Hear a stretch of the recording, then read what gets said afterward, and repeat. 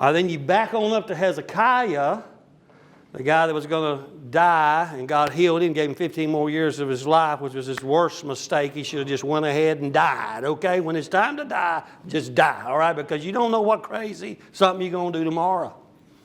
Hezekiah, he was tested in the wars, and he won.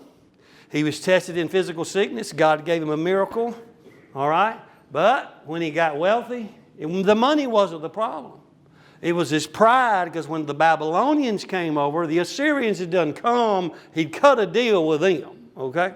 He'd cut a deal with the Egyptians, so everything's moving along good. So this up and rising group of people from Iraq, Babylon, that is going to take over eventually in a couple hundred years. Well, Hezekiah just invites him in, shows him all his money, takes him down to the vault, said, look at all my money, because he was the second wealthiest king that ever was, second to Solomon only. And so he was so proud in a, not in a blessed way, but a prideful way. So he made it through the wars. He made it through the sickness. But he didn't make it through the blessings. And he let the good in his life destroy him.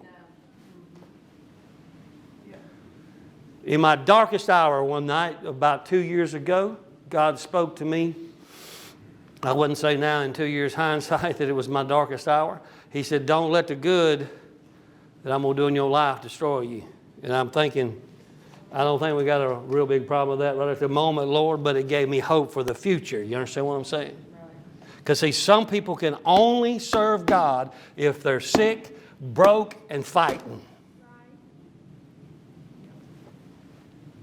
If you're in a foxhole in World War II, you praying. I don't care if you're atheist. You know what I'm saying?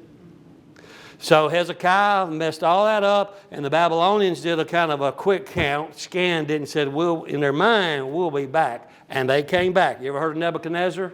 You ever heard of Belshazzar's feast, where they drank the wine and got drunk out of the golden vessels from the house of God at Jerusalem, Israel? All right, that was that same bunch that come over there and visited Hezekiah. He showed them all the wonderful stuff and all of his money, and he was so full of pride that it destroyed him, because Solomon had already told him that pride will destroy you, and prosperity will destroy the fool. And so God grace us that we are never destroyed by the blessings of God.